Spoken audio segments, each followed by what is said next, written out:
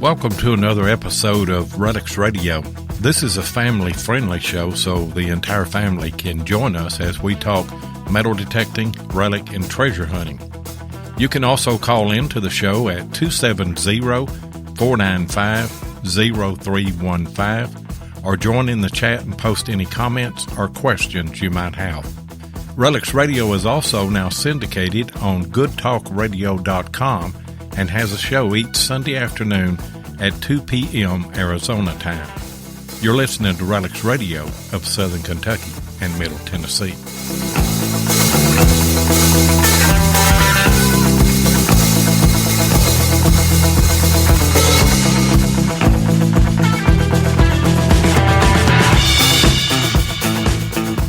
And you are live on Relics Radio again. It is Thursday night, February the 21st. We want to welcome all of our live listeners on Spreaker.com and also want to reach out and welcome all of our syndicated listeners on the Cutting Edge Radio Network and Good Talk Radio, and also all of you that are listening to us on Podbean or iHeartRadio or iTunes, Google Podcast. And do you know that you can even, if you've got an Echo Dot, you can even say, Alexa, enable the Spreaker skill, and then Alexa, play Relics Radio, and you can hear all of that right there.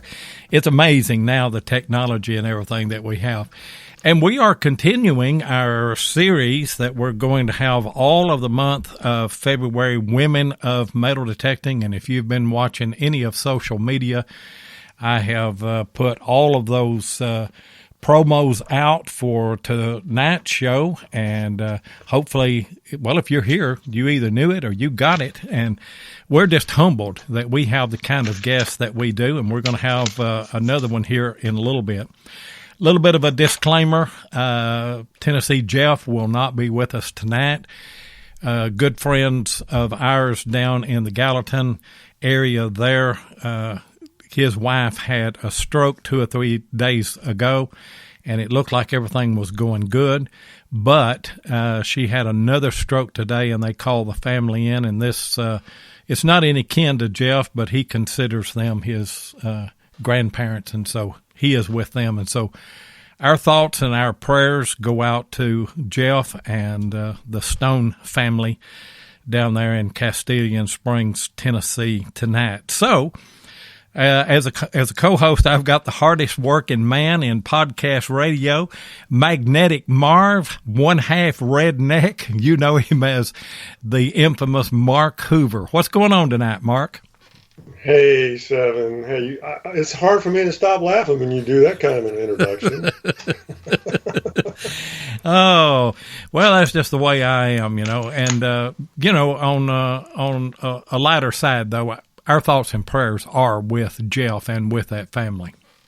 Very much so, you know. And I just want to say a shout out to Jeff tonight. I know it's a very hard time for them, and I'm humbled to even be here tonight to step in for him, and I'm happy to do that tonight. But Jeff, our thoughts and prayers are with you and with that family, and just want you to know we're with you tonight.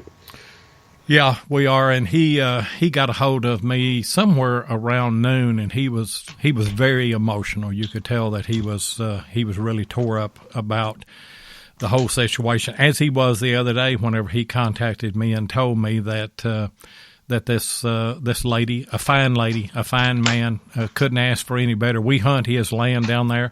He is the guy that we talk about every now and then when we did research and found a colonial site and was hunting part of it. He went to the barn, got a tractor and bush hog, and actually bush hogged spots for us and mowed spots for us, and then he'd grab a detector and help us.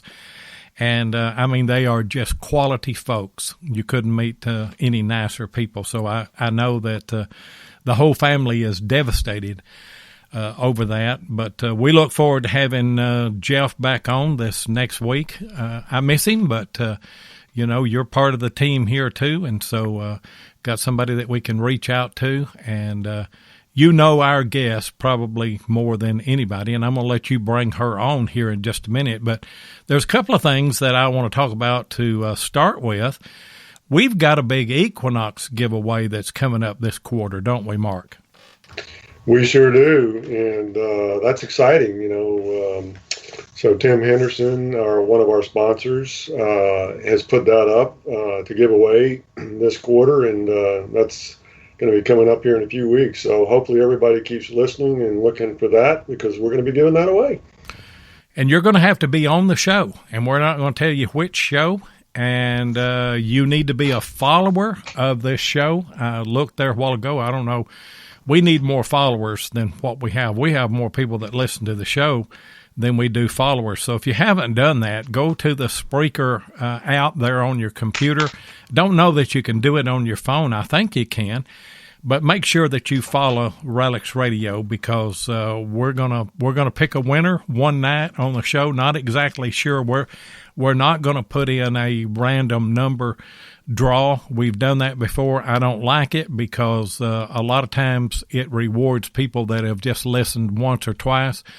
And I want this to be people that listen to the show all the time. And so we're probably going to have some kind of trivia, something that we're going to ask. So if you've missed any episodes of Relics Radio this year, I'll tell you that much, it will be this year, 2019. If you've missed any of those, you need to go back and listen to them, because the trivia questions that we're going to ask are going to be from the shows. And Equinox, that's pretty good. That's a pretty good prize right there. I mean, it's worth just a little bit of listening and thinking about it, isn't it, Mark? Wait, no, it's not just a little bit of a good prize. That's a great prize to be given away. So, I know a lot of people that are listening to the show that would love to win that Equinox. So we're delighted that Murray Branch Outdoors is willing to give that away this quarter. So, somebody's going to win that, and it's a great machine. I used it all this week over on the beach. I got a new 15-inch coil on there, and it's a great machine. They're already answering questions in the chat. BR549, Bill Hayes said, somebody, Ohio Relic Hunter said it's going to be Lloyd's birthday. And Ken Guthrie said, 1897. Are you saying that's my birthday? They do me that way. But without further ado, we are back into our series, Women of Metal Detecting, and we've got a great guest tonight, and I'm just going to let you introduce her, Mark. We sure do, Seven. I am absolutely delighted to introduce our guest. She's a fellow digger with me. She's a colleague. She's a fellow officer of the Central Florida Metal Detecting Club. She is actually the president of the Central Florida Metal Detecting Club, and just an incredible digger, and we're delighted to have her on tonight. So let me bring on Carolyn Harwick. Carolyn, are you there? Hi, guys. How you doing? Hey, I'm Carolyn. here. Delighted to have you tonight. We had you on, and sometime in, I think it was 2018, wasn't it? Can you remember? Yeah, I believe it was in April of 2018. Okay, so it's almost been a year, and I'll tell you something. Your presence on the show that night made us do something different, because prior to that show, we had never had a problem. After that show, we have never had a problem, but we had part of the show drop out. And so we had brand new internet lines run to the studio here, and running straight Ethernet on everything, and we've not had that problem. So I do apologize that, and we thought we owed you another show, but above and beyond that, you were a guest of choice whenever we went to compiling Women of Metal Detecting. So if you haven't heard Carolyn speak before, if you didn't catch the first show, go ahead, Carolyn, and tell us, how did you get into the hobby of metal detecting? Well, it started, I believe it was December of 2013. I was at my apartment, and I read this article about this guy who had found this big cache of coins with a metal detector. And I started thinking, I'm like, wow, I've always been into, like, sort of treasure hunting, going to yard sales, auctions, thrift stores. I'm like, why haven't I ever gotten a metal detector? So that year for Christmas, I asked everybody, I said, I want a metal detector. I want a metal detector. Well, I didn't get one for Christmas, but about a week later, my brother found this little Radio Shack at a flea market. And I'm like, okay, let me go find something. So I was hunting in my parents' backyard, had no idea what I was doing, and I dug up this big rusted piece of iron. I had no idea what it was. And just thinking about how did this get here? What was this? After that, I was hooked. A week later, I went to Kellyco and I bought my first detector, which was a White's Coinmaster GT. And since then, I haven't been able to stop metal detecting. And, you know, I think that's the way it's kind of built into us. Just the idea of getting a signal, hearing that signal, and you process that in your mind, especially the more that you metal detect. You know, what do I think this is? Is it iron? Is it a good target, a non-ferrous target? And then you dig it, and the thrill to this hobby is you have no idea what's about to come out. It can be an old rusty horseshoe, or it can be the greatest thing that you have ever found. And I tell people whenever we're out filming an episode of Digging with Seven, you know, we're not having a good day, and you can tell that, you know, I'm getting frustrated. Whoever I'm hunting with is getting frustrated, and I will remind us, I'll say, you know, it only takes one signal to change a so-so hunt into a great hunt. Yeah, that's absolutely true. I can't say how many times that's happened. I'll be out there, nothing all day, walking back to the car. I hear something. I'm like, oh my gosh. I remember one time I was down at the beach I was actually with Mark, and we were hunting, and I was getting ready to dig. I was using my AT Max, and I heard a 46. I'm like, another beaver tail. And we started talking for a few minutes, and I said, well, let me dig up this beaver tail. I swiped my pinpointer, and I saw gold, and I was like, oh. How many gold rings have you found? And I take that you were hunting the beach, right? Yep, I was hunting the beach. I haven't found too many gold rings. I think I found about maybe 14 gold rings. Well, not too many. 14? Yeah, no, there's a lot of people I know who found a lot more. Yeah. Well, I found my first ring on the beach whenever me and Tennessee Jeff and Mark and Gail went to the South Carolina show, and consequently, Tennessee Jeff found his first ring on the beach. But I love beach hunting. I don't get to do it too often. We go down to Gulf Shores once a year. Have you got I trust that you've got a good sand scoop to use as well? I do. I just upgraded my sand scoop, and I actually have I have a T-Rex scoop now. That sounds massive to me. I don't know what a T-Rex scoop is, but yeah, tell everybody about it. It's a pretty big. It's made by I believe it's Gold Innovations, I think, makes it. But it's a really big, heavy duty scoop. It's not like those circle, regular, lightweight aluminum scoops. This thing, I could pick up quite a bit of sand. It's got a point on the end of it, so it goes down in the hard packed sand.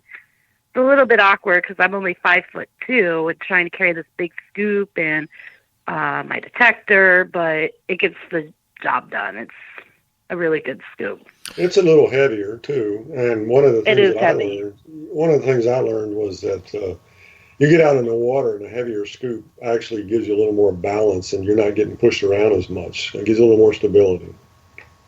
Yeah. What kind of metal detector are you using on the beach now? My go-to detector for the beach is my CTX.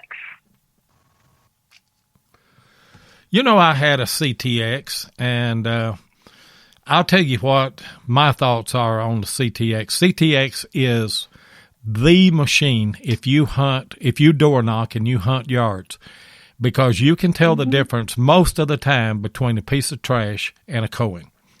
But I didn't like the CTX as a relic machine. I've got the Equinox now. I actually sold my CTX, and You know, I wouldn't want Debbie or Mind Lab to hear me say it. Of course, I guess they will. But I really prefer the Equinox for relic hunting over the CTX. Now, I used CTX for about 3 years, and I found a lot of relics and everything with it. But to me, it just wasn't the machine for relic hunting. But I can see beach hunting that it would be a great machine because it's waterproof down to what, 10 foot? Yep. And it's got a little bit of PI capability with it as well. So you're not falsing quite a bit on the beach and everything. How many different machines have you used since your start in 2013? Oh, I've used a lot. I actually have 8 detectors. I have I have a white XLT. I still have my Coinmaster GT. I've got an AT Pro, an AT Max, a CTX. I've got a Knox 600, a T2, and a Nokta Macro Amphibio. Carolyn, didn't you just win that Technetics T2 at a hunt? I did up in Virginia, JGD. Just Go Dectecting, yeah. That's a good machine. Tennessee Jeff bought one used, and I don't remember who he got it. I think he might have got it off of Heath Jones, though. And he got it with 2 or 3 extra coils, and I really like that machine. He's used it some whenever we've hunted together recently, and it seems like a really good relic machine. Now, it's not a waterproof machine, I don't guess. I mean, the coil and everything is waterproof, but the works and everything that, wouldn't be waterproof on it. What other type of hunting do you do? Do you just confine yourself to the beach all the time, or do you get out on land and door knock or anything like that? Actually, I prefer not to hunt the beach. I just recently started hunting the beach. I'm more of a relic hunter. I don't mind going out in the woods. I like going out in the woods. I do a lot of door knocking and a lot of research to find old properties, but I'm really a relic hunter is what I do. I love the woods. I'm just like you. Things don't settle as deep in the woods for some reason. And I just love to hunt them. You can hunt the woods in the wintertime whenever everything else is froze up, or that's the last place that freezes for those people up north. Of course, you don't have that problem because you're in Florida, right? No, but when we go out in the woods in the wintertime, that 3 days we get, there isn't any mosquitoes. That 3 days of winter that you get? Yeah. I lived at Port Arthur, Texas for a stint, worked on a ship there, or the incoming ships, went offshore and worked on them for, I don't know, about 18 months, I guess. And the whole time that I was there was frost on the windshield, maybe twice. So, I understand, but now the people that we have that are up in Maine or up in New England or Ohio, Chicago, Illinois, they don't want to hear us talk about that right now because they've had a rough winter, really a rough winter. Yeah, we had a whiteout here in Florida the last couple of days. I mean, when I was over on the beach, I saw white everywhere, white sand. He's just an agitator, and I knew we was going to do this whenever I had him come on tonight. That he was going to be an agitator, but 2013. You don't have that many years of detecting under your belt, but what's at the top of your bucket list right now? You can name some good things that you found, but there's always that one thing that you think you should have found that you haven't found. What would that be? I got 2 things that I really want to find. Actually, 3 things on the top of my list. One, I want to find a flying eagle's net. That's just my favorite coin. Second, of course, I want to find a U.S. Plate or buckle. That would be great. And then third, I actually want to find somebody's time capsule that they buried. Oh man, that'd be cool right there. I've never heard that before. Yeah. No, I've had, people say a lot of different things, but never a time capsule. Interesting. We need to take a short break right here and have a commercial, folks, and we'll be right back. Hey, Seven, we's looking good in our new Relics Radio t-shirts. Yeah, Ken and Mark Guthrie of Dectecting.com done brung them to us. Yep. And they makes other shirts, too. Yeah, boy. Detectives.com can handle tees for your club, hunt, or any other promotion folks may have. They even got the Wide Pride shirts. Yeah, them boys does the manatee crawl. Yeah, scooting on their bellies. That's what I said. The manatee crawl. Looks like slugs eating jelly. So whether you hunt horizontal or vertical, tell the folks where they need to go, TJ. www.detectives.com.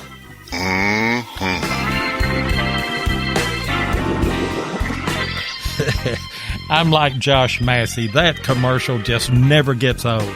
Detectives.com. It doesn't have to be a detecting shirt. If your children or grandchildren are into sports, you know that Mama and Daddy and Grandma and Grandpa got to have a shirt to support the team. Reach out to Ken and Mark Guthrie, and they will supply your needs. And by the way, we're going to give a shirt away tonight. If we have a first-time caller, when we open up the phone lines a little later, it will probably be after the 55-minute hour or time period, because we want to get through all of our syndicated part of the show before we do that. Carolyn, you are president of the Central Florida Metal Detecting Club. Talk about that. Well, the Central Florida Metal Detecting Club is the biggest club in the nation. We have 250 members. Actually, I know we're over that because I know a few more members who signed up.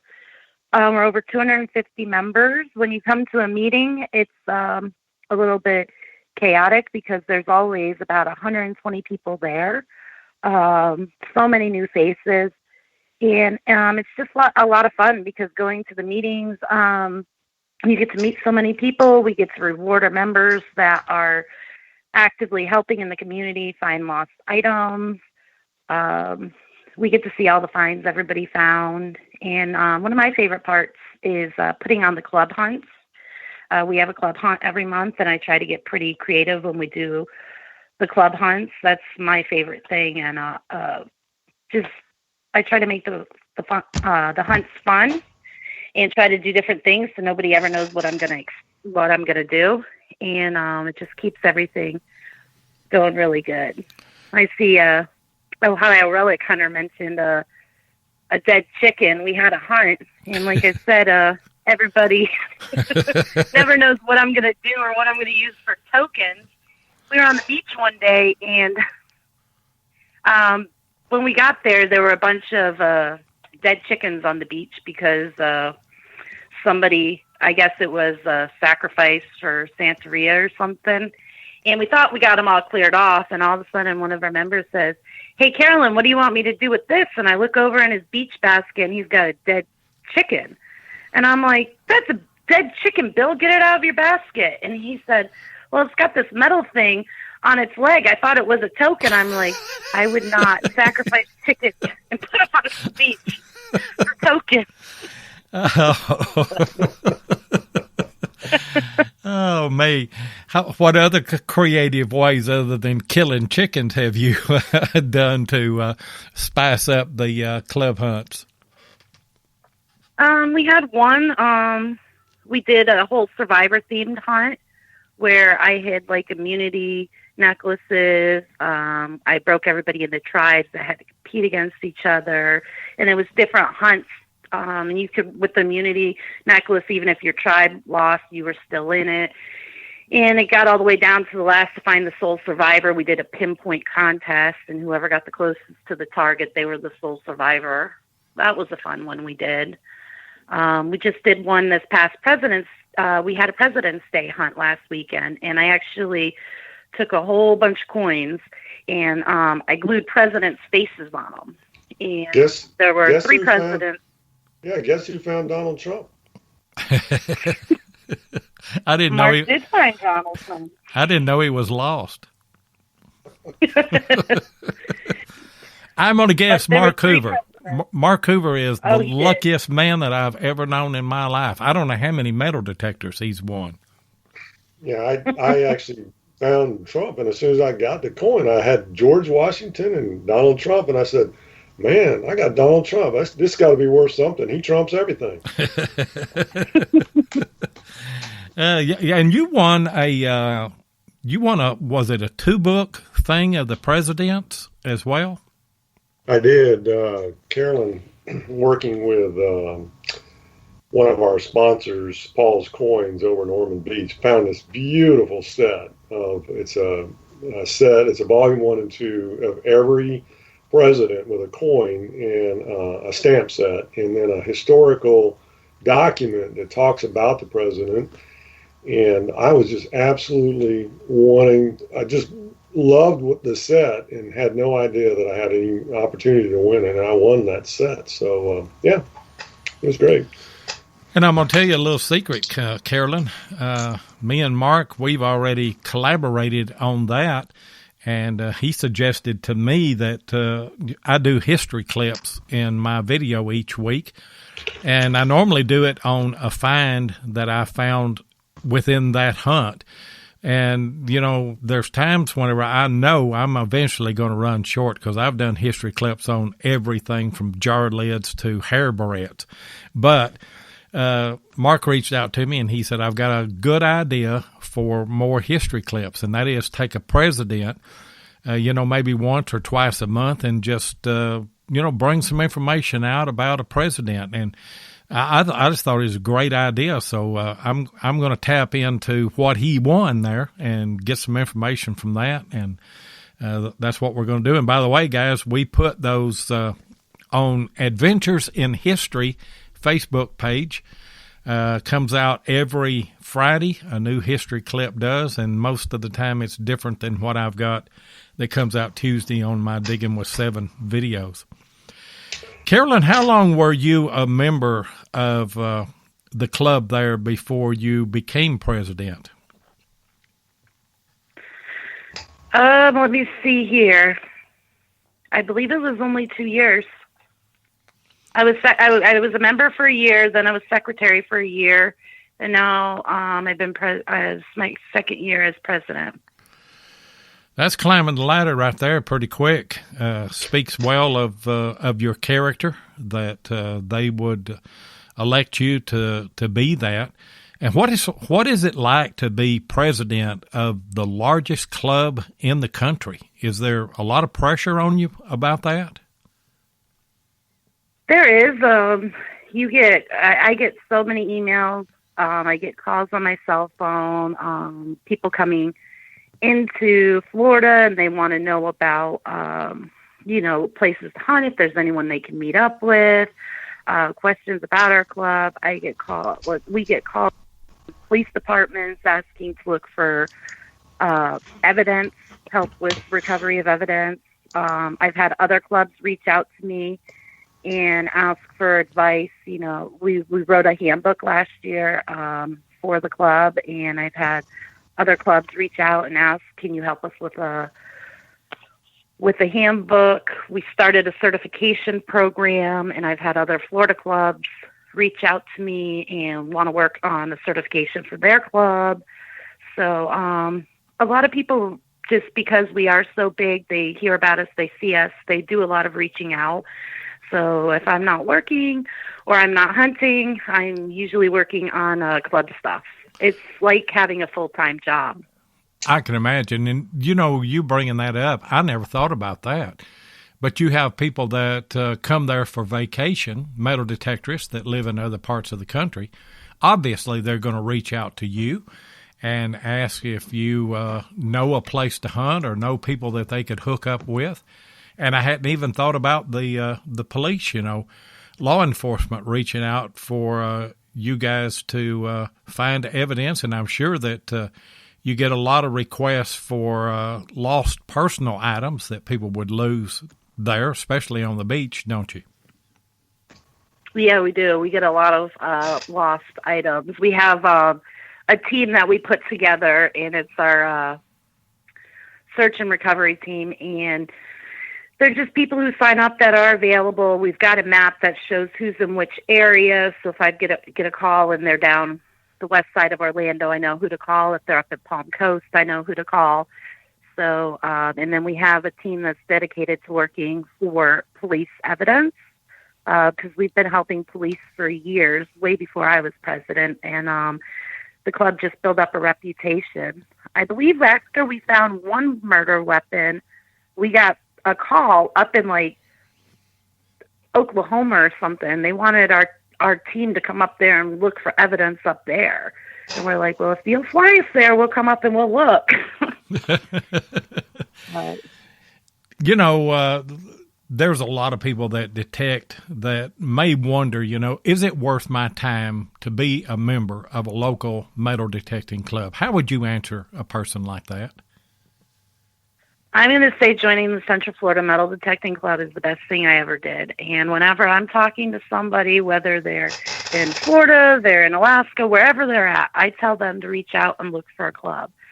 You're going to walk into the club and not know what you're expecting. But joining the club, I've met some really good friends.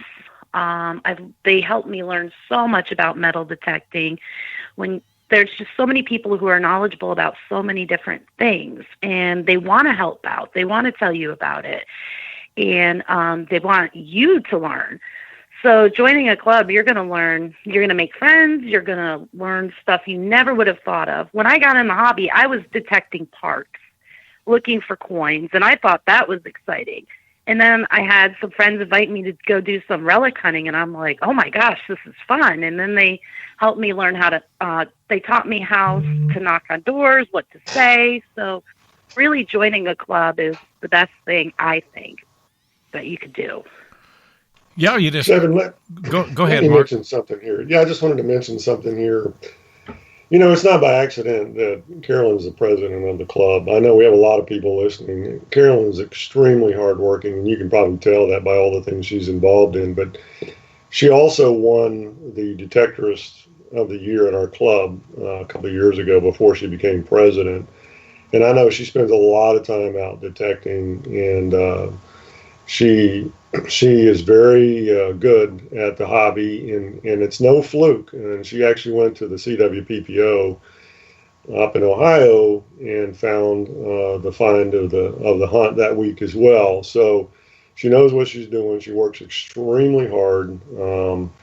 And Carolyn, I have a question for you, talking about the club and joining the club. Did you ever feel intimidated? I know people probably want to ask this question who may not have ever joined the club. Did you feel intimidated when you joined the club? And if so, do you have any tips or any suggestions for anybody about joining the club the first time and how not to feel intimidated? Well, actually, when I joined the club, I was going through like some personal stuff that I was going through on my own, so I was very shy. I know you probably never thought I was shy, Mark, but I was very shy, and I was like, I didn't really go out and do a lot of stuff. And when I went to the club, I remember Alan reached out to me that night, put me at ease. I went up. One of the things they do is they introduce all of the new guests. And when I went up to the front of the room, we had these Mind Lab bags for new members, and one of the handles was sticking out, and my foot got caught in the bag, and I tripped, and I almost fell on Alana, and I was so embarrassed. I was like thinking, I'm never going to come back here. I can't believe this just happened. But then they mentioned the club hunt the following week, and I'm like, let me give this one more shot. And when I went there, when I went to the club hunt up in Sanford, everybody was just like, hey, you've never been here before? Let me show you this. You know, if you do this with your detector. So I was never intimidated, except when I almost fell in the crowd. But everybody just made me feel welcome. Very good. Yeah. What? Of course, you've seen a lot of newcomers to metal detecting. Obviously, being associated with the club and being the president of the club. What are some of the more common mistakes that you see newcomers making in the hobby? Oh, boy. First of all, they go out and they get the best of the best detector, which they can't figure out how to use because they don't take the time, instead of starting out with something more basic. That's one of the biggest mistakes. The second is they don't take the time to learn their machine. I hear a lot of people saying, all I'm finding is garbage. All I'm finding is garbage. And I want a machine that doesn't find garbage. I'm like, well, there's no machine out there that's not going to find garbage. If you want to find gold, you're going to dig garbage. And that's one of the number one things. I want to find gold rings. How do I find gold rings? Well, you got to dig the garbage. Another thing is they get the detector and they have no idea what to do. So they don't follow up where they can dig and just go to a park. They bring a big old shovel. They don't know how to do a plug. So, I mean, one of the biggest things I tell newcomers, get that machine and practice in your yard. Before you go out into the real world and start detecting, learn how to properly dig a plug. Learn what your machine's telling you. Bury coins so you know what they sound like. So I think it's just people get in, a lot of new people get into the hobby thinking, I'm just going to go out there, I'm going to get rich, and they don't understand how the hobby works or the ethics or anything like that. So that's one of the biggest things we talk to newcomers about. Those are all great points. And, you know, even seasoned detectorists, machines are coming out every day. It seems like the technology is just going gangbusters right now. And I can see, you know, upgrading from a machine that's 10 or 15 years old. But there's a lot of people, like you say, they've got a modern machine. They've got a machine that will work if they just learn how to use that machine. But rather than spend the time and learn what that machine is telling them, they want to go out and buy the newest release, you know, and they're going from one machine to another machine and another machine, and they never truly learn the machine that they've got. I bought an AT Pro whenever it first came out, and then I went through a kind of a transition, got an E-Track. I've still got the E-Track. I bought a CTX. I've got an Equinox, but I know my AT Pro better than anything. And I was hunting on a site the other day, and I wasn't satisfied with what I was finding. The guy that was hunting with me was finding some stuff, and I just wasn't satisfied with what I was finding. I went back to the truck and got my AT Pro out because I know it so well. I immediately started digging some good, some good colonial relics because I knew what that machine was supposed to sound like, and you know, another thing that I think a lot of newcomers, a mistake that they make, they want to see a perfect number, and very seldom are you going to get that perfect number.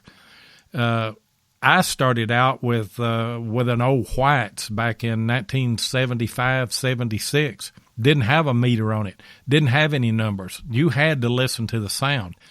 And if I could give any newcomers a tip, it is learn to hunt by sound and dig anything that repeats. Now, eventually, you're going to learn those tones, and you're going to have a better idea of what it is. But then you've got the element of masking a good target, you know, a lot of times. And so the more you dig, the more you're going to find.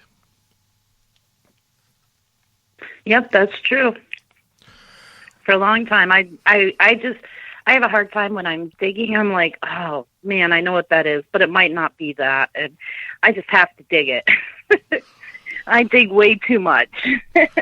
I do too, but here's my policy, and I think it's a good tip for everybody that is a newcomer. When you first go out on the hunt, you're fresh. You've got all kind of energy and everything. Dig more iffy signals to start with. And you're going to be surprised that some of those iffy signals are going to turn out to be something really great. I remember one time, and I had decided I want to work a 10 by 10 area on a site that I had hunted to death, but it was full of iron, and I knew that there were some more good targets there. And I just slowed down, and I mean just barely moving my coil, and I was getting on an AT Pro now, guys, you know, I was getting a 35 peak that came through there every now and then, just trying to pop in a little bit. And I thought, that's probably a cuff button laying in there with a bunch of nails. I dug down about 6-7 inches, and it was a piece of a cut real. And if I hadn't dug that iffy signal, that's one of the reals that I wouldn't have had. Now, some of my reals have just been screaming 82s, just clear as a bell. But a lot of them are not. And so it's very important that you learn your machine and don't just, just keep changing machines.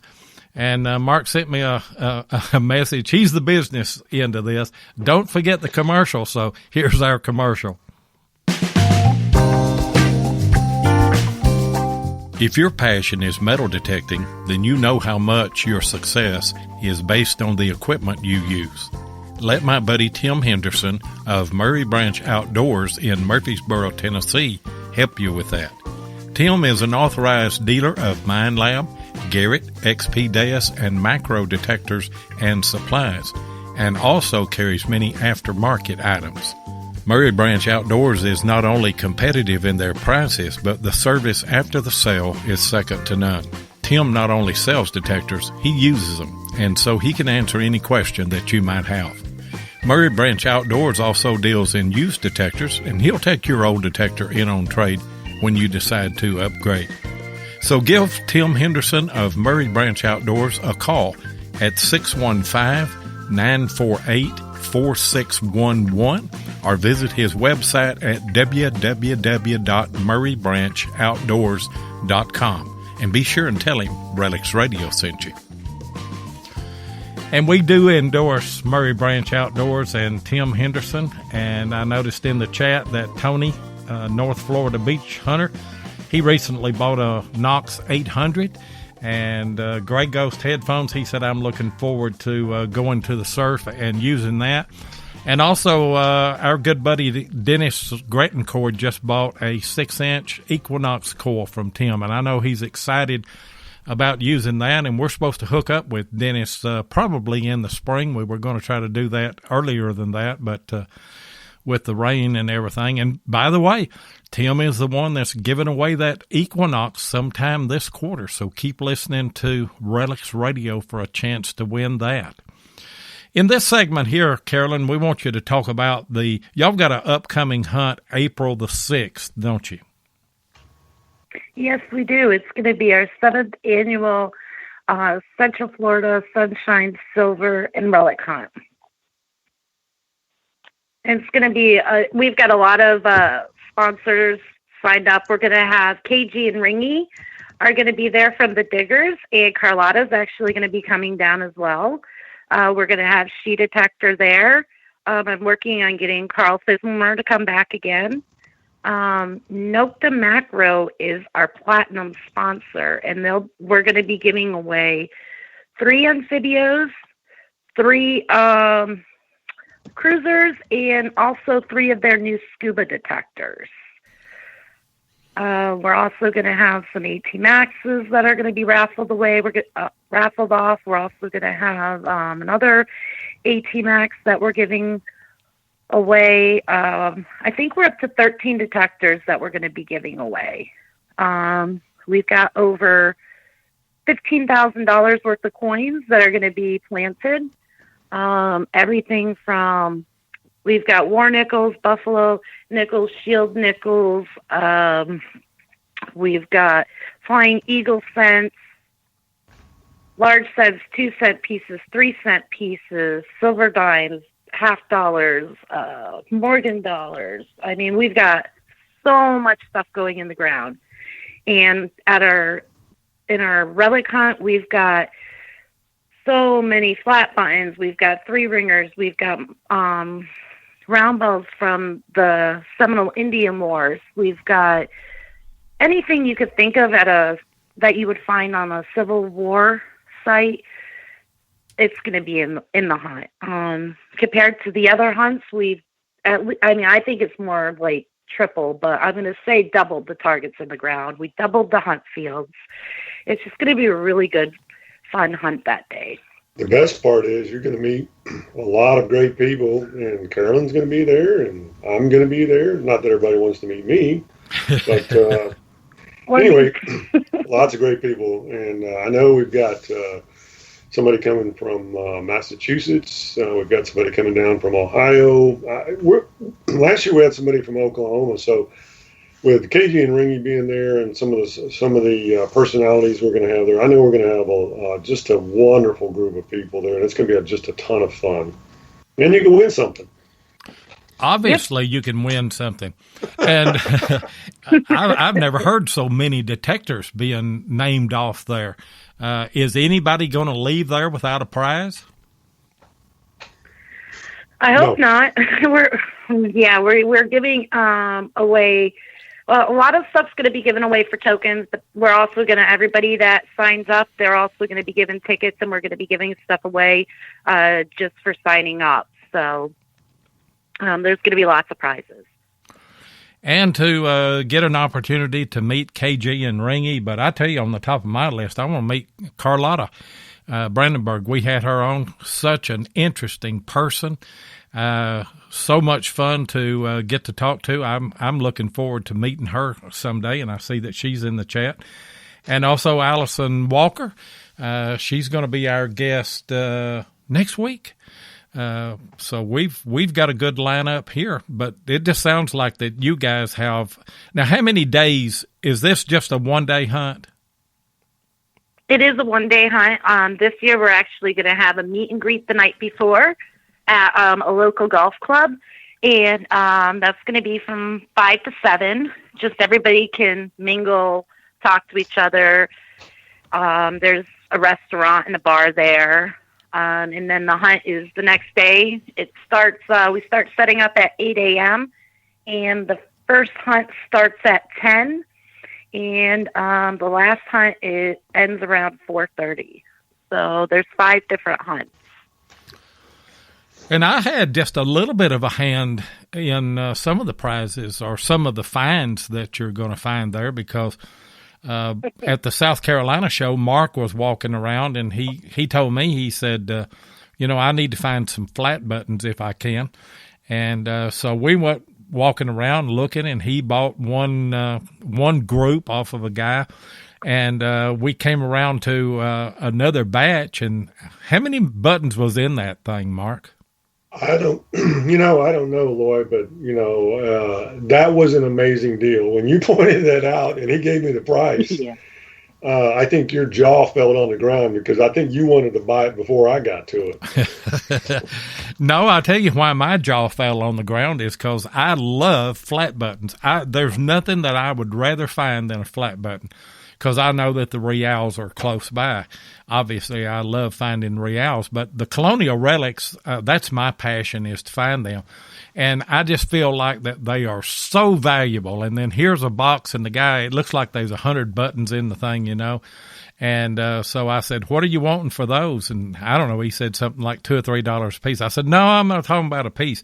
I'm talking about the whole box. And what kind of price did he give you on that, or do you want to say? No, I don't want to say on here, because I might get mugged if I tell everybody how much I paid for those. But no, it was a great deal. I can just tell you that. Yeah, he gave the price, and Mark slapped me 2 or 3 times going for his billfold to get the money out to pay the guy.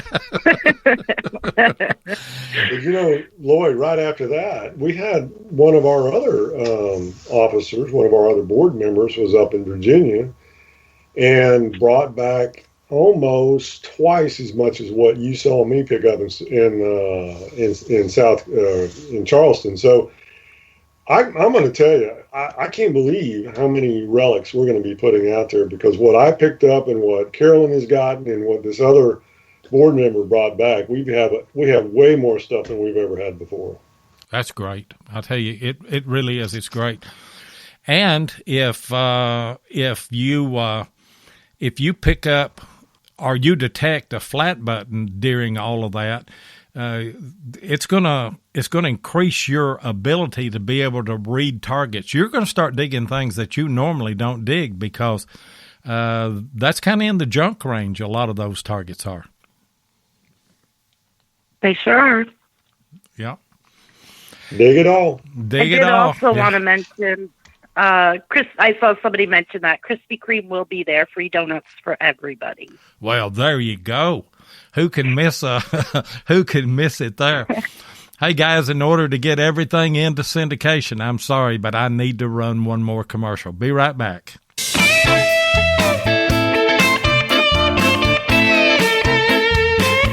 If you want to keep up with what's going on in the metal detecting world, then you need to be a subscriber to American Digger magazine.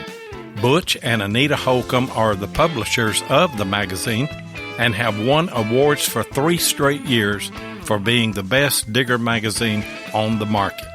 American Digger magazine is available in both print and digital formats, so no matter where you live in the world, you can enjoy the latest happenings in the hobby. You can get in touch with American Digger magazine by going to americandigger.com or give them a call at 770-362-8671. And be sure and tell them that you heard it on Relics Radio.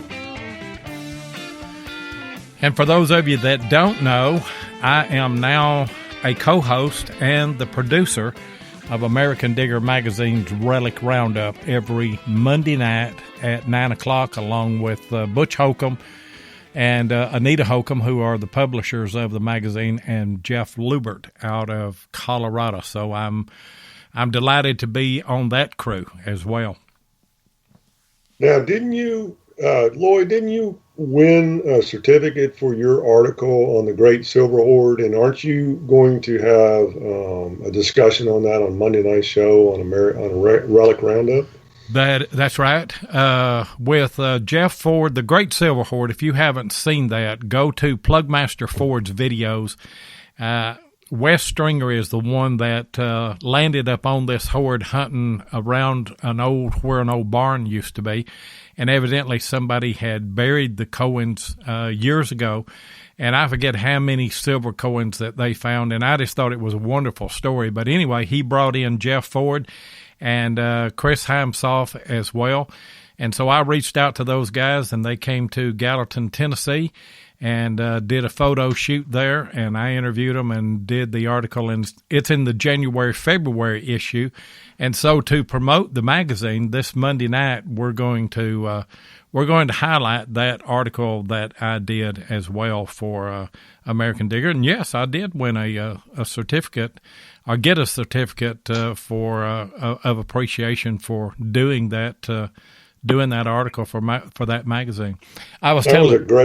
That was a great story, and that was a great article. Great job on that. Well, thank you so much. I was telling Mark. He said that was a great thing that you got that certificate and everything. And I said, well, I think they do that for every feature article, but that's just a class act for people to recognize what you do. And I told Mark, I said, actually in 1990. I won the Governor's Communicator of the Year here in Kentucky, and as a result of that, we went to Del Hollow Lake to the state park resort there, and they put me and my wife Raina up for about 3 or 4 days free there. And then the governor was going to come by on that Saturday and present me with that award and do some other things, some dedication ceremonies and stuff like that. So I was all excited about that, and we went, and we're in this big ballroom, and the governor walks in, and everybody's just flogging him, and all these accolades. Oh, he's doing such a wonderful job and everything, And he's just milling around the room and shaking hands with everybody. And so he wanders over toward our table, and I just get my camera and I get up because I want to get a picture of the governor with Raina. And so he leans over and he shakes her hand and he says, and Madam said, who are you? And she said, well, my name is Raina Milam. And she said, and who are you? And he just looked startled, and he said, well, I'm the governor of Kentucky. And Raina said, well, good for you. And he just had a startled look that there's somebody in this room that doesn't know me. And so he squats down beside her chair and he looks at me. He don't even know me at the moment. And he says, take my picture with this woman, because he said, I can believe anything that she says. Everybody else is trying to play up to me, but this woman will be truthful with me. And I was it was hilarious that, and that was Governor Wallace Wilkinson back in 1990, but it was a great honor. In this segment here, we want to talk about Hot Wheels. Tell us about Hot Wheels and Carolyn Harwick and the family. That's when I'm not metal detecting. That's my other hobby. My dad's been collecting since Hot Wheels first came out, and in 1968, and he's got quite a collection. He's actually in the Diecast Hall of Fame. He was inducted in 2014. He was the People's Choice. He has a house that's full of nothing but Hot Wheels from bottom up. The walls are like 3D wallpaper. When you go in the bathroom and open the medicine cabinets, there's not medicine, it's Hot Wheels. And so my dad started with it, and it's always been a family thing. We get up and when we walk into Walmart, we run to the Hot Wheels section looking to see if we could find the newest ones. We go to garage sales, whatever we could find, to try to find something my dad don't have, which is hard because he's got so much. But, it's just something that we do. When we went up to Ohio, Mark will tell you, every Family Dollar, every Walmart, every Goodwill we stopped in, we went looking for Hot Wheels. We stopped at every store. We did. And I'm sure he's got some rare ones that are probably worth some money, doesn't he? Yeah, he does. He's got a whole bunch of red lines. There's these carded ones. They're numbered. I think they go up to around 300. I don't know the exact number, but he's got all of them except for one, which is, I believe it's 272, and that's because there's only like 14 known to be in the blister pack or something like that. But he's got all the other ones, and some of those are worth quite a bit of money. I know the Woody is worth quite a bit. That one my dad needed for a while, and my mom got it for him for Valentine's Day last year. So he's pretty happy about that. But, like when I go into Big Lots, if I see Hot Wheels Band-Aids, I'm like, oh, Dad don't have these, and I'm grabbing them. And I kept saying, I'm not going to collect. I'm not going to collect Hot Wheels. I'll just get them for Dad. And then I found one I liked. And then I found another, and then another. And I think I've got over 1,000 Hot Wheels now. So you don't collect, though, but you've got 1,000 of them. Yeah. So here's the question. The question is, have you ever found Hot Wheels that, have you found any Hot Wheels or any of them rare? And what's your dad's favorite Hot Wheels? I have found quite a few Hot Wheels when I'm out detecting. And the best one I ever found, it was a 1970 yellow Demon Redline Hot Wheels car. And when I found it, I found the top part of it in the hole. And I kept searching. I'm like, other parts got to be here. It's got to be here. And the rivets came out of the bottom, and I found the base of it. Now, this thing is pitted. It looks horrible. It's smashed up. And I wrapped it up, and I gave it to my dad for, I believe it was for a birthday present. And it's like it's a big junker now. And my dad said that's his favorite Hot Wheels. That's awesome. And there's his other favorite one. Go ahead. I was going to say his other favorite one is the Oscar Mayer Wienermobile. And what I did one year is I made a homemade snow globe, and I put the Oscar Wienermobile in the bottom, inside the snow globe. And I said, here, Dad, nobody else has an Oscar Mayer snow globe. Now, your brother did something Hot Wheel related as well, didn't he? Yes, he did. My brother has a 1993 Chevy Caprice station wagon. And the station wagon that he has, he did it all up, and the top part is painted blue, the bottom part's painted gray, and it's got flames all down it. And the name of it's Firestorm. Well, he entered it in to see if he could get into this contest they were doing for the 50th anniversary for Hot Wheels. And what it was, they picked 16 different locations around the United States, because when Hot Wheels first came out, the first 16 cars were the Sweet 16. So they went to all these different states and put on car shows, and they picked out 16 different Hot Wheels cars, and then they picked one of those 16 that they're turning into a Hot Wheels.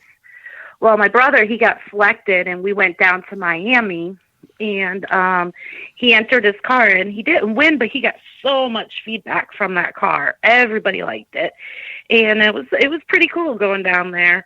The car weighs about 5,000 pounds, and we towed it with my little Toyota Tacoma pickup truck. That was a little bit of a scary ride, but we made it down there, and it was a lot of fun that day. So that's just kind of a family affair, isn't it? Hot Wheels has become for your family. Yep. That's what we all do. It's just something that we've been doing for a long time. And everybody has their own ones that they collect. Yeah. I know whenever our oldest grandson, Austin, he's always lived with us, and more our boy than anything. He's 20 years old now, but every time we'd go to Walmart, I'd buy him one, and I'd buy a few extras, and keep them in the package and put them up on the dresser. And if he brought home a good grade from school, or if he'd done something that was commendable, didn't matter, almost anything that he would do, I'd tell him, I'd say, now you can go in there and pick out whichever one that you want, and open it up. And got him a little carrying case and everything, and he put all those in there. And now all the grandchildren play with those, the younger ones. Of course, he's 20 now, so he doesn't play with them anymore. But, it's something that seems like it has an appeal for just about every age. There's no doubt.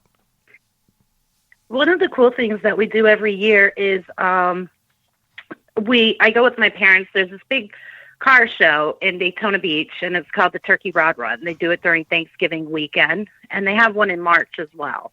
The Turkey Rod Run, I go out there with my parents. They've been doing this for over 20 years, going to that show. They bring Hot Wheels out, and because they buy collections, and my dad looks through the collections, and he finds out which ones that he needs, because there's all different types of variations. And then the extra ones, they either trade them, or they sell them, or they give them away to kids. So out at the Turkey Rod Run, they have so many customers, and I go out there every year, and it's so crazy seeing these people, like kids that were buying from my mom 20 years ago, and now they're coming back with their kids, and their kids are buying Hot Wheels, and it's just, you meet so many people out there. They've got people that come from England, and I love going out there and just seeing these people once a year. And it's all of us, we just love Hot Wheels. So it's really fun. It is. Hey, guys, we're going to open up the phone lines now. We're past our syndication part of the show. The phone number is 270-495-0315, and I see that Mark has put that in there. And so give us a call if you've got a question for Carolyn. 270-495-0315. We are one of the only podcasts that can still add to group on calls, and so want you to do that. Carolyn, why don't you talk about, I know that you are with Kellyco now. How did that come about, and tell us a little bit about Kellyco. Well, it's really funny because I was getting ready to go on a short detecting trip up to Georgia and North Carolina, and I was in between jobs, and I get a phone call from Mark telling me, hey, I got an idea. So he put me in contact with Mark Kaminsky at Kellyco, and they said, the new president of the company is coming down. He wants to meet you. Can you come the next morning before I left for my trip? So I went and I met with Jeremy, and we talked, and he told me about the new Kellyco and what they were going to be doing, and I was really excited. So I decided when I came back on that Tuesday that I was going to go and start working for Kellyco. And I got to tell you guys, it's a dream job, doing anything where you could talk about metal detecting all day. I mean, it's just awesome. But with the new owners, the new transition, I'm just so excited because they really want to continue on with Stu's vision. They really want to work with the community of detectorists. They understand, that the community, the detectorists, that's what it's all about.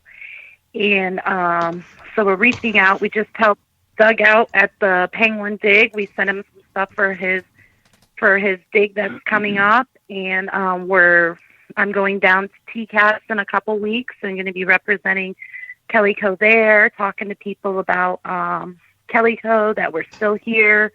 We don't have the showroom anymore, but we do have our website's still up and running, and the phones are up and running, and we're there for continued support. You know, if you get your detector, you don't know what's going on, we're there to help you. It doesn't stop when you buy the detector. We're there to help you out. Yeah. So I just really, really like working for the company. We've got a couple of callers on. Greg is on the line. What's going on tonight, Greg? Hey, Lloyd, how you doing? I'm doing great. You got a question for Carolyn? Yeah, I do. Hey, Carolyn, how are you? I'm doing good. How are you doing, Greg? I'm doing good. Something I always wonder when I hear people talking about metal detecting, what kind of things do you really enjoy finding that maybe other people don't think are that special? My favorite thing to find is lipstick tubes. That's my number one favorite find. I just think that back in the day, they were made so personal. When I find one, I just imagine the woman holding the lipstick tube, what she was thinking, how it got dropped, and they're just, the way that they were made before, they were just so beautiful. I have one that I found, and it says nightclub on it, and it's got violins, it's got dancers on it. It's just so beautiful. So that's my favorite find. That's a great question, too. Yeah, it Hey, is. Lloyd. Yeah. Lloyd, I just want to mention, I believe that's Greg, Finding America, who's also going to be one of our guests in about a month from now. We're just really looking forward to having him as well. So, Greg, thanks for calling in with a question tonight, but we look forward to having you as a guest as well. Oh, I'm definitely looking forward to that. I haven't done anything like that before, so it's going to be new for me. That's Yeah, great. we're going to have Greg on April the 4th. Looked at my calendar here and found Finding America. I didn't even know America was lost. And for those of you that don't know, Greg just found a fabulous find, and we're gonna kind of hold that and highlight that and talk about that on April the 4th. But we do appreciate you calling in tonight, Greg. And you got another question that you wanted to ask, or did she answer everything that you had? No, I liked her answer. I wasn't expecting that. I think that's pretty cool. And but no, I enjoyed when she was on the show back in April, and I'm enjoying it tonight too. So I just wanted to tell her thanks for coming on, and I wish I could come to drive down to Orlando to get some of those Krispy Kreme donuts. Yeah, and have a chance to win one of those detectors as well. But anyway, yeah, but the donuts were better. Yeah, looking forward to having you on the show, and we appreciate the call. We've got another call. Last four numbers are 4715. Who have we got? You got Rick Ward over here in Albany, Georgia. How's everybody doing? Hey, Rick. We're doing great. Good. Have you got Wow, man, that's awesome. Have you got a question that you wanted to ask Carolyn? You know, I do. It's kind of hard to follow Greg, and real quick, if nobody's ever seen his YouTube channel, you need to go to it because it's really, really exciting to see some of the stuff he finds. Carolyn, I was wondering about the you like finding, relics and stuff like that, but like what about like Civil War relics and perhaps colonial stuff? I mean, do you guys, get up in, you were talking about hunting in the woods. Is that something that you really kind of enjoy doing? And does the sand that you guys have down there, I know the dirt is a lot different down there. And I mean, does it really degrade the relics that you find down in that area? Well, the first part, colonial digging, I have not found anything colonial. I have been on some Civil War hunts, and that's something that I really want to get more into, detecting. That's why I'm trying to go to the different states and stuff. There's a little bit of Civil War activity and stuff down here. When I find out anywhere that it is, me and my friends, we go and we talk to them and we try to get in with it. I found a couple buttons and stuff, Civil War period down here. But not too much. But actually, a lot of the relics that we pull out down here in the sand, it holds up really well. Not only the relics, the coins too. it just, the sand, it doesn't deteriorate it. I know when I was up in Ohio, some of the stuff that I dug when Bill Marsh took me out, like the Indian head pennies, they were pretty toasted. And Right. I pulled Indian heads out down here, and it's like, it looks like somebody just dropped them. Wow. The same with, like, I mean, a lot of the buttons, they come out looking really nice. Some have the gold gilt on them. You could read the stuff on the writing on the back, but I think it holds up really good in the sand down here. Right. Well, I know that a lot of that, I mean, it's different parts of that area. I live actually in Southwest Georgia, so I'm in like Albany, Georgia. And I know that the further I get down towards Florida, I've found stuff, and it could just be because of the farming aspect of it with all the chemicals in the ground. But I noticed that the ground is a little more acidic as I get a little bit further south, but I didn't know, how far down that goes. And I've been studying the Thigpen Trail, which actually goes all the way down. It was an old Indian trail that, became a corridor for Civil War activity and getting supplies all the way, even Spanish American, all the way down to St. Augustine. So, that trail runs from all the way down there, just, I guess, west of Jacksonville, all the way up into the mountains of North Georgia. So if you ever get up around Albany, Georgia, give me a shout. I like hunting with Definitely will. And I love going other places hunting. talking about military stuff down there, Nick Emilio is in Florida, and he finds a lot of the Indian Wars bullets and buttons and things. And when they pull those out of the ground, they are pristine. I tell you, Matt Purdue is over. Also, I believe he's in South Carolina, and the buttons that he finds in that sandy soil, they almost look like they did the day that they were dropped. Still have a lot of gold gilt and everything on them. And Carolyn, y'all had Nick Emilio as a speaker recently, didn't you? Yes, we did. He was there a couple months ago. He was there in January. He came and he talked with everybody. He brought some of his displays, talked about how he gets the permissions for where he's finding all the stuff from, the Seminole Wars and stuff. It was really cool listening to him, especially because he's only 15. I really like kids getting into metal detecting. That's something I'm really passionate about. That's the next generation for sure. Well, Lloyd, thank y'all so much for taking my call. And Carolyn, thank you so much for all you do for metal detecting. And maybe I can get down there and visit you guys during your hunt. Yeah, definitely. Give us a call when you're down here. We'll take you out hunting. Hey, great call, Rick. I'm actually working. Thank you very much. I'm going to be working a rodeo at Dade City tomorrow, so I'm headed that way now. You have a good evening. Okay, thanks for the call. And you're in the running for the shirt, you and Greg both. So stay on and listen to the rest of the show and see who wins that here tonight. Talking about young people in the hobby, I know that your club caters to the young people, even at these club hunts and things. You do special things for the young people, don't you?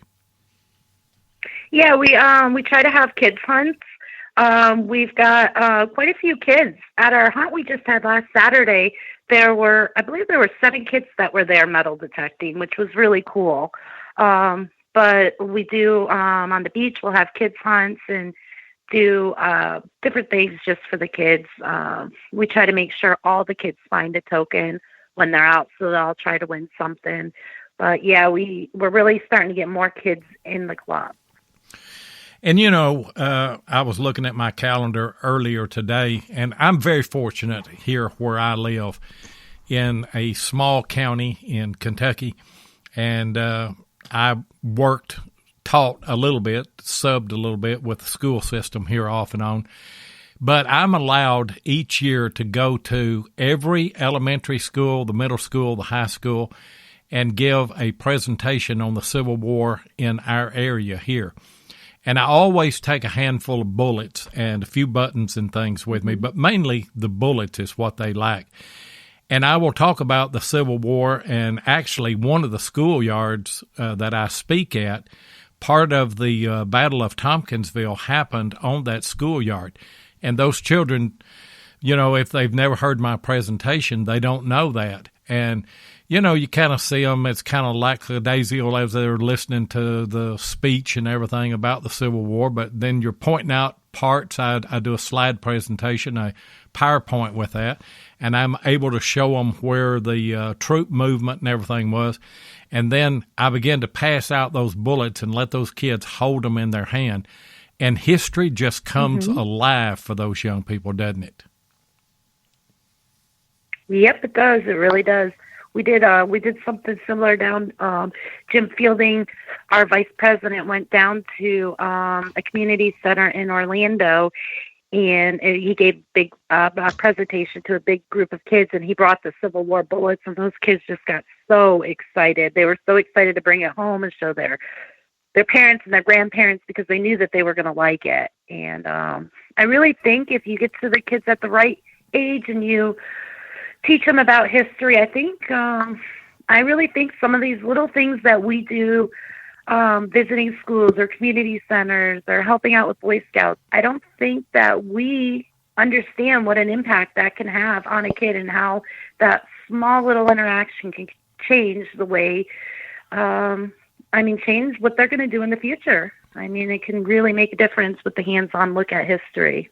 I think so too. And yeah, that's true. And, you know, and I want to give a shout out here. I see that Shannon Copeland is in the chat as well. And little Miss Emily Copeland is an amazing digger in the stuff that she finds. And she's a great representative for our hobby. But what I think happens is, and because my granddaughter, Solo, also is a detectorist, and she likes to go out with us, but when she goes back to school, she shares the stories of the things that she finds. And she's even had situations where other kids will say, well, you know, girls don't metal detect. And she says, oh, yes, they do. And she'll pull out a buffalo nickel and their eyes just light up, you know. So, yeah, I mean, these kids, you know, when they see the history and they see other kids like Emily and Solo and some of the others, you know, finding things, then all of a sudden it really kind of permeates and begins to get these other kids interested in history as well. I think that's exactly right. I gave now Austin hunted a little bit with me, but if he didn't find something spectacular, he's done with it, you know, and he wants to know what's it worth, you know. And I said, well, really, it's not worth hardly anything but the history. He said, I'm not interested in the history of it, you know. I said, then metal detecting is not for you. But my youngest grandson is 8 years old, and he's really got into it. And so I got him a small detector, and every time he comes, I throw some change out in the yard here, and he always wants to go on a treasure hunt, and he'll find those coins and you know, pick them up with a metal detector and then take the pinpointer, and their eyes just light up, you know, whenever they find it. And you know, we're connecting generations by something that, and I hope that our young people get really interested in history, because if we forget history, we're doomed to repeat the mistakes that we've made in history. Don't you agree? I totally agree. So, Lloyd, do you tell your great-grandkids any stories from history?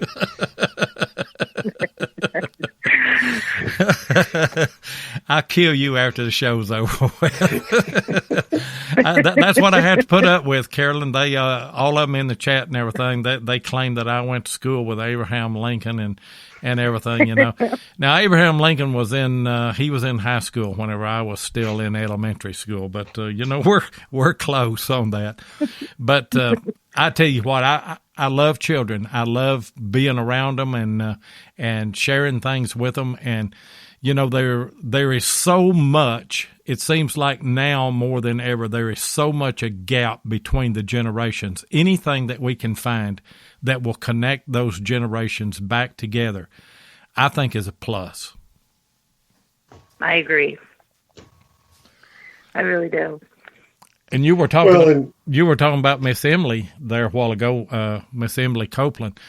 We got an opportunity to meet her at the Chattanooga show back in, I think that was back in July. And we got pictures with her. She's got one of our shirts and got us to autograph that. I don't know why I didn't get her autograph while I was there, because she's more of a celebrity than I am.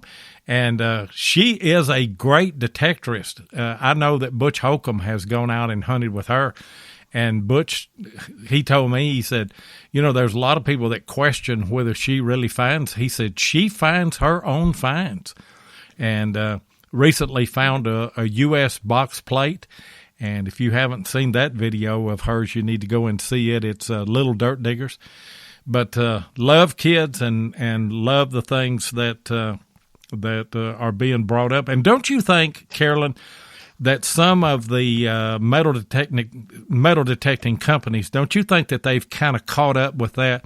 They're making the machines lighter now for older people and younger people to use? Yep, I agree. One of our members, I think she's about I think Tatiana's like around 10 or 11, and she's got the Equinox. She just upgraded. So I was like, it's a lightweight detector, and it's easy to use, so it makes it better than a lot of times before, kids were just using bounty hunters, but now there's so many more out there. They are catching up.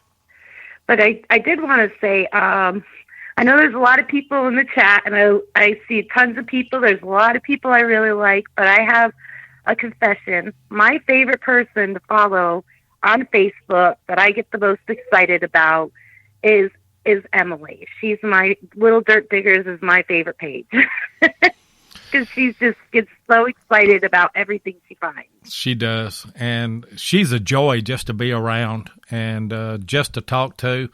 And we had her on, when we do these live shows at the Relic shows that we go in and visit, we just pull people in out of the crowd or from their table. She actually had a table set up. And we pulled her over and had her on as a guest on one of the shows. I don't know. I engineered and produced all 3 of the shows there that day. And I don't remember which show she was on. But anyway, then when she finished up, well, the next guest that we had lined up that we pulled out of the crowd was Patrick Stewart, a great hunter, a great guy. And Patrick said, man, he said, y'all put me in a bad position because it's hard to follow Miss Emily. And I said, I know it. Yep. I was so excited in that video when she found her U.S. plate. I was so excited for her. I was too. And if anybody has watched that video, I don't know that she knew exactly what she had at the time that she found it. Because I'm sure she's found all kind of relics and not know what they are until she pulls them out of the ground and everything. And she's waiting for them to get the video and everything.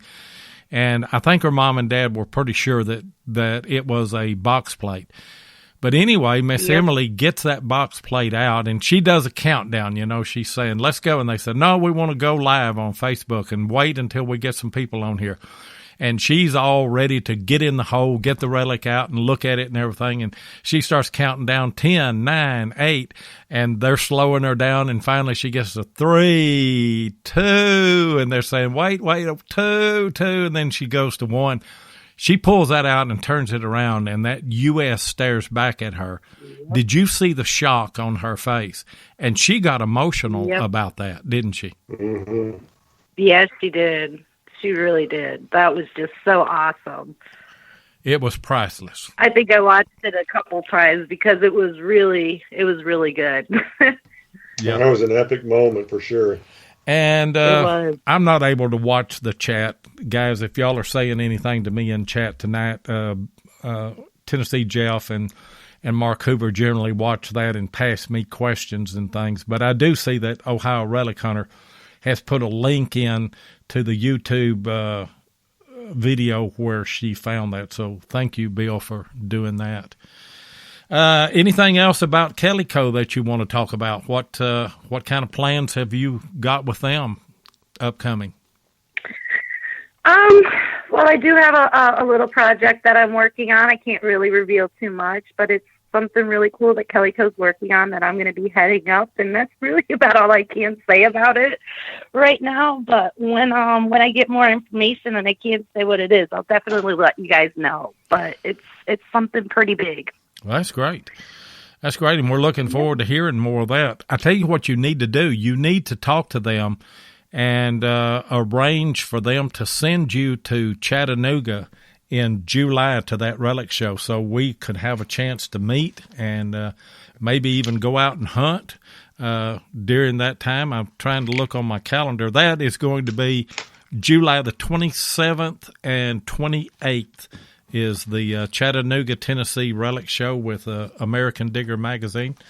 And love to have you there. Love to have you come and be with us there at the show and have you on as a guest again. And maybe you can fill us in then on this big secret coming out of Kellyco. Yeah. Sounds like a road trip. I'm marking it down on, Yeah, I'm just thinking, I'm like, I don't have anything planned for July. I guess I got my plans for July. Yeah, and bring Mark and Gail with you. I tell you, it was a joy to Definitely. meet. It was a joy to meet Gail.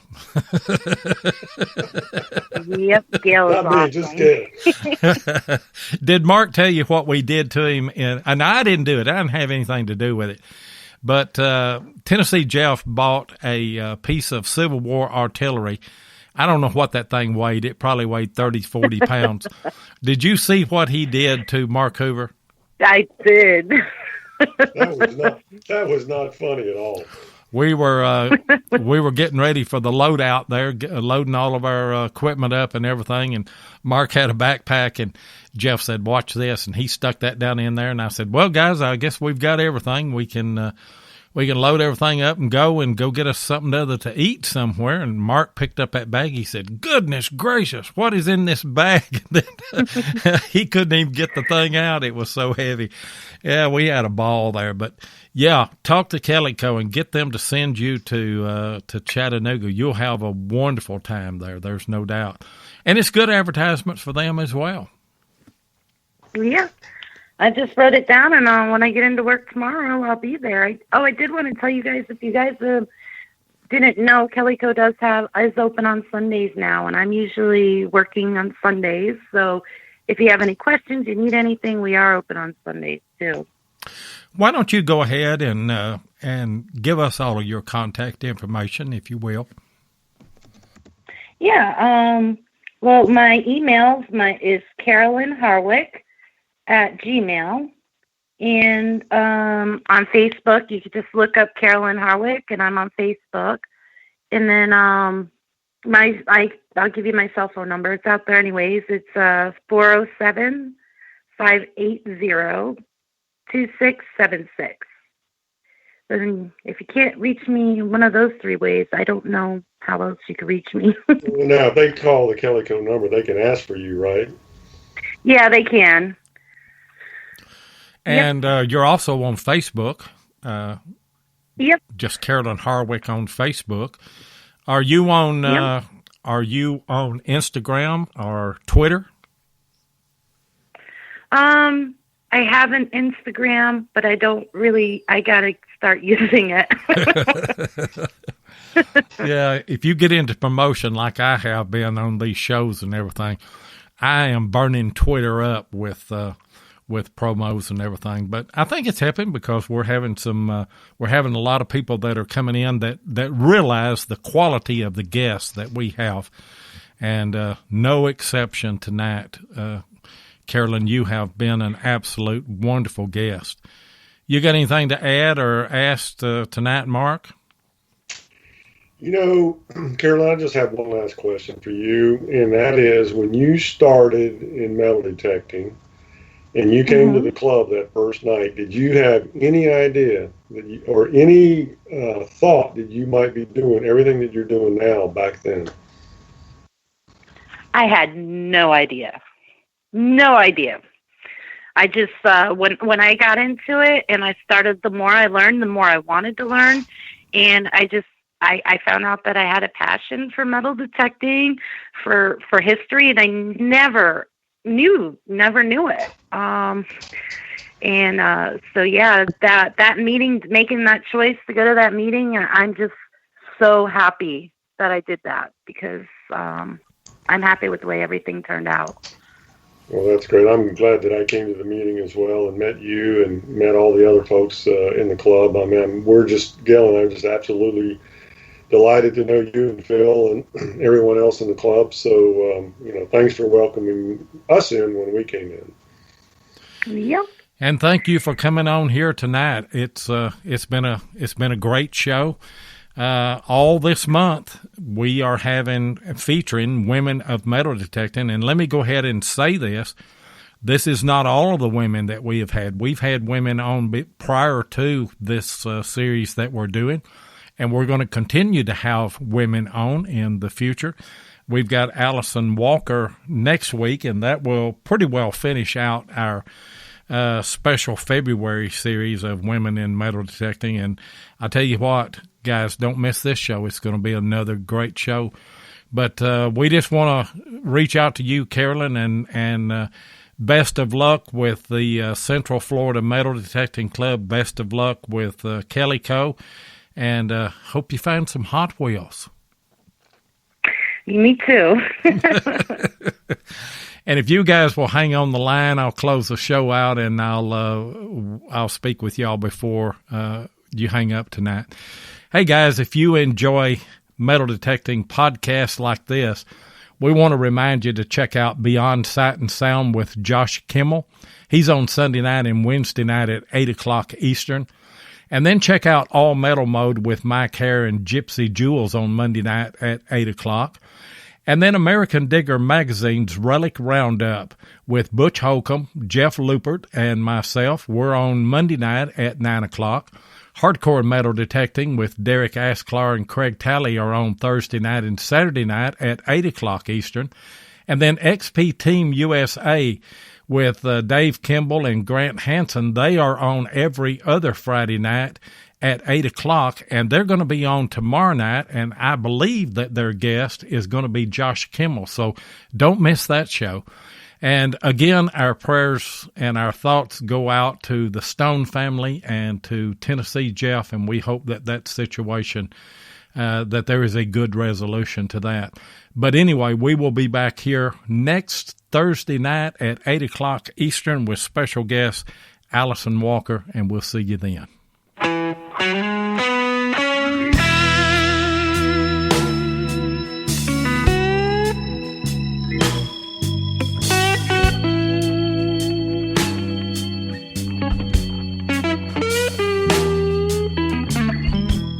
Thank you so much for joining us on Relics Radio. We really do appreciate it. Be sure and join us live each Thursday night at 7 o'clock Central Time, 8 o'clock Eastern here on Spreaker. Or you can catch the archive show at Relics Radio on Spreaker, iHeartRadio, iTunes, and many other podcast outlets. Relics Radio is also syndicated on GoodTalkRadio.com and has a show each Sunday afternoon at 2 p.m. Arizona time. Please take a minute and hit the like button, and be sure and follow us so that you'll get notifications of all of our upcoming broadcasts. You can also find us on YouTube at Digging with Seven or Tennessee Jeff, or you can check us out on our Relics Radio Facebook group page or Adventures in History on Facebook. If you'd like to get in touch with us, then send an email to relicsradio@outlook.com. We'd love to hear from you. We hope you'll join us for our next episode, and until then, get out there and dig some history.